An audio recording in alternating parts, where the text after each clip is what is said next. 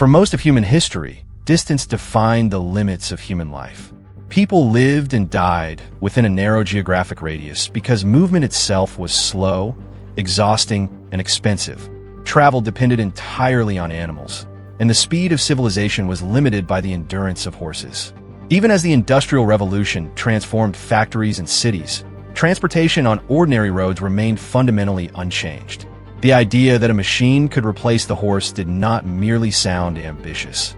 It sounded unnecessary, impractical, even absurd.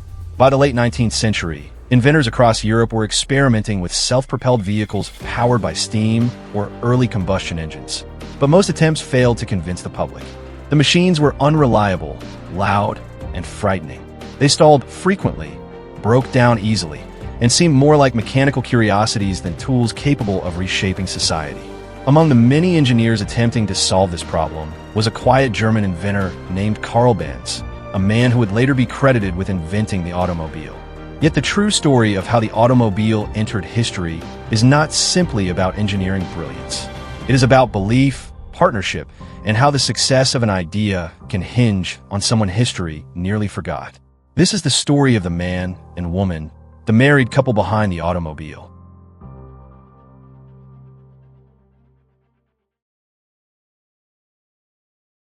Karl Benz was undeniably gifted.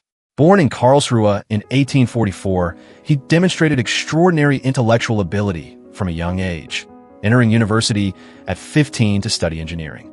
He became fascinated with the internal combustion engine and devoted himself to building a lightweight gasoline-powered vehicle, something radically different from the heavy steam machines others were pursuing. Benz envisioned a self-contained mechanical carriage that could operate independently on ordinary roads, freeing transportation from animals entirely. But genius alone did not translate into success. Benz's early career was marked by repeated failure. Business ventures collapsed, investors withdrew support, and financial pressure nearly destroyed his work several times. Creditors threatened to seize his equipment, and public interest remained minimal.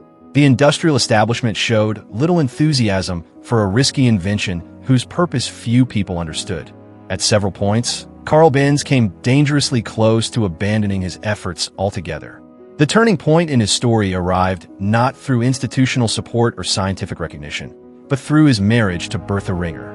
Before their wedding, Bertha made an extraordinary decision. She invested her entire dowry, money legally belonging to her, into Karl's struggling company without widespread approval from her family. This act was far more than emotional encouragement. It was financial survival.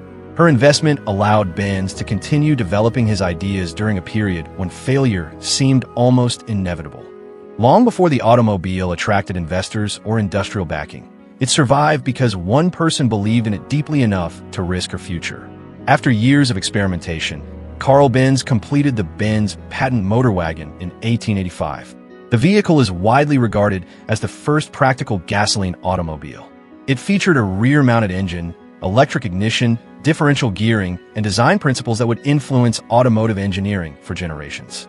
Technically, the invention was revolutionary. Socially, however, it struggled to gain acceptance. Public demonstrations were awkward, the machine appeared fragile, and many observers dismissed it as an impractical novelty. Karl Benz himself grew hesitant. The invention worked, but it had failed to answer the most important question any new technology faces: why would ordinary people need it? Bertha Benz recognized the problem immediately. The automobile did not need another engineering improvement. It needed proof, not inside a workshop, but in the real world where skepticism lived. In August 1888, without informing her husband beforehand, Bertha woke before sunrise, gathered her two sons, quietly pushed the Motorwagen out of the workshop, and began what would become the first long-distance automobile journey in history. Her destination was Pforzheim, her hometown more than 100 kilometers away. At the time, such a journey bordered on reckless. There were no fuel stations, no roadside mechanics, no established driving techniques, and no infrastructure designed for automobiles. What she attempted was not simply travel. It was a public demonstration that the machine could function as transportation rather than experiment. The journey quickly turned into a sequence of mechanical challenges. Fuel lines clogged, the engine overheated, and steep hills tested the vehicle's limitations. Bertha solved each problem through improvisation. She used a hat pin to clear a blocked fuel pipe and a piece of clothing to insulate wiring. When braking performance proved inadequate, she stopped at a cobbler shop and commissioned leather linings for the brakes, effectively creating the first brake pads. When fuel ran low, she purchased petroleum solvent from a pharmacy in Weissloch, a moment now recognized as the world's first gasoline refueling stop. Every obstacle transformed into an innovation, and every kilometer generated practical data that Karl Benz had never been able to obtain through controlled demonstrations.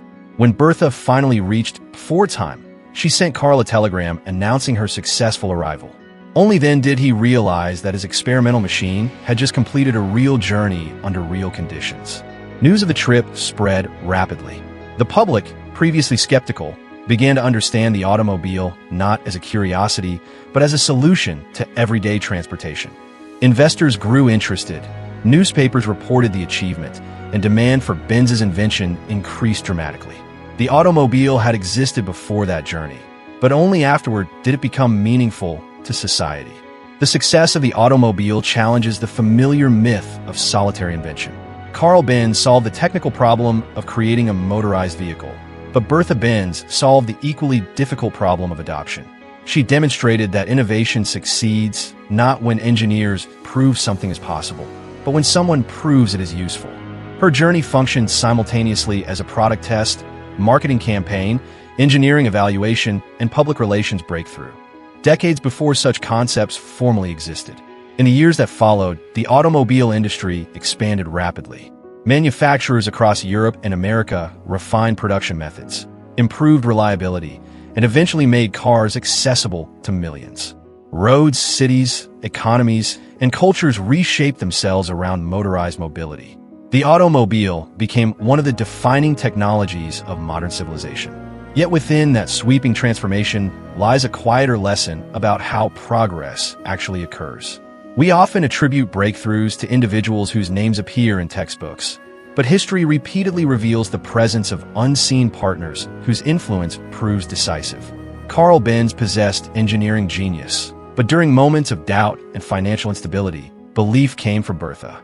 Her willingness to act, not merely to encourage, transformed invention into reality. Without that journey, the automobile might have remained an unfinished experiment, delayed until another inventor, in another place, under different circumstances, convinced the world it was practical.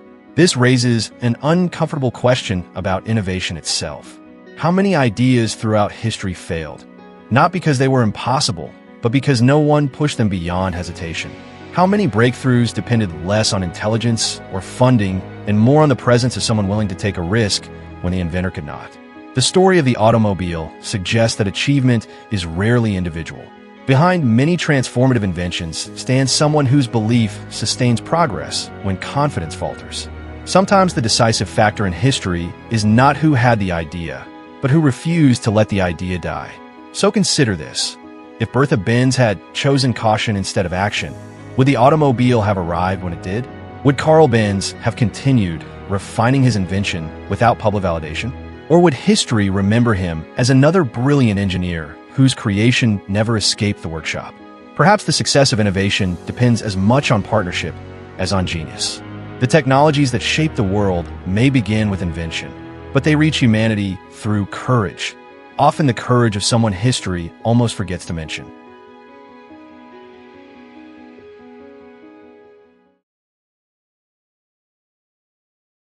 Congratulations! You made it to the end. If you found this video valuable, please consider liking and sharing it with someone who would appreciate it. The Scout covers the ideas, the institutions, and the individuals behind the breakthroughs that shaped our world. And if that is something you're interested in, please subscribe and turn on a notification bell so you do not miss the next videos.